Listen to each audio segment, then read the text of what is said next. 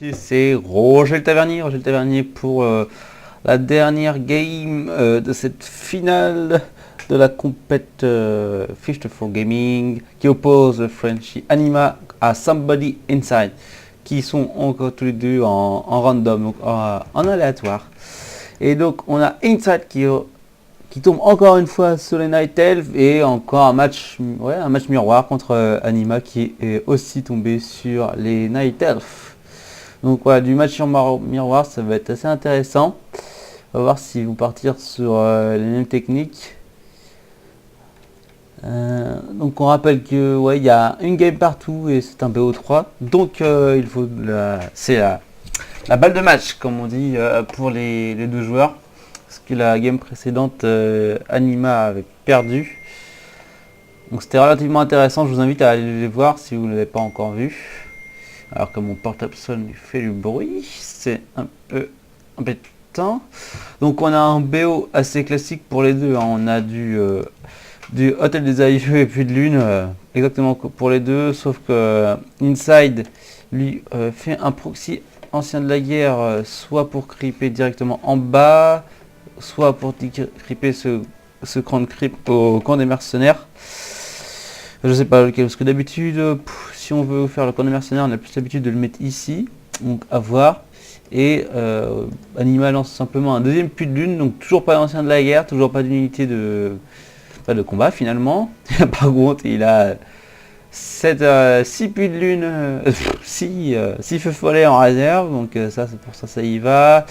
Pour l'instant il se passe pas grand chose. Le premier scouting de la part de Inside, il se rend compte qu'il n'y a pas d'ancien de la guerre, peut-être qu'il va aller scouter plus au sud de la map, par ici. Le feu follet qui est lancé pour pouvoir régénérer l'arbre de vie, l'ancien de la guerre qui lance la première archer. Bon, je pense qu'il va essayer de creeper le premier camp de creep qui se situe ici. Au niveau des héros, on a un DH bien sûr contre un DH, voilà. C'est du pur match miroir, 2 DH. Donc ça va être au premier qui fait la brûlure de mana. Voilà, le DH qui agresse directement le petit wisp de Inside. Voilà, le creeping qui commence avec les feux follets qui régénèrent l'ancien de la guerre. Le DH qui se back un peu parce qu'il en prend dans sa face. L'ancien de la guerre qui est finalement lancé, bien late. Peut-être est-il parti sur du coup du T2. Non, pas du tout, parce qu'il n'a pas du tout assez de bois.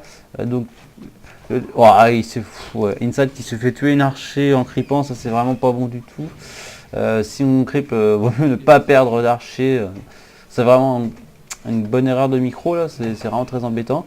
Il n'arrivait pas à finir son camp de creep, il prend cher, il a pris un prêtre guérisseur. Pendant ce temps là, le DH agresse les feux follets de Inside. Il a pris quelques points d'XP, donc il a tué plusieurs feux follets, je suppose. Il devrait peut-être scouter au sud là pour essayer de finir les creeps et essayer d'embêter le creeping de Inside. Je crois que c'est ce qu'il va faire. Donc on voit le DH qui se ramène par ici. Donc, ça peut être dangereux là pour Inside là. Inside qui reste de prendre très cher. Attention là, hop, le brûlure de mana qui est effectué, une deuxième. Il prend très cher là, va falloir qu'il se back. Pendant ce temps là, c'est Anima qui va pouvoir terminer, je pense, le creeping. Il va pouvoir acheter même des miliciens. Ouh là là, pourquoi il reste par ici? Ça joue au chat et la souris là. Hop, ça y est, le Berserker Troll qui est sorti.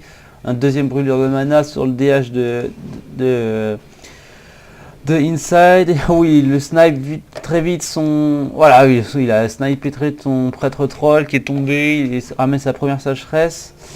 Depuis sa base, il va sniper très vite son ancien de la guerre qui va tomber. Hop, et c'est GG qui est lancé. Le GG qui est lancé par Inside. Ok. Bon.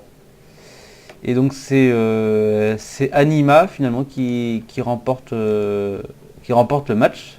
Tout simplement. Donc c'est Anima qui a bien scouté le creeping bien manqué de Inside. Et du coup Inside qui s'est fait avoir un gros manque de micro et d'organisation. Donc voilà. Donc c'est Anima qui remporte ce petit tournoi. Donc la finale, la dernière game n'était pas très comment dire, énorme. Mais bon, ça valait le coup. Les deux précédentes étaient plus intéressantes. Donc voilà, bravo au French Anima. Allez, on se retrouve bientôt pour une nouvelle compète de Warcraft 3. Ici, c'était Roger le Tavernier. Allez, ciao tout le monde.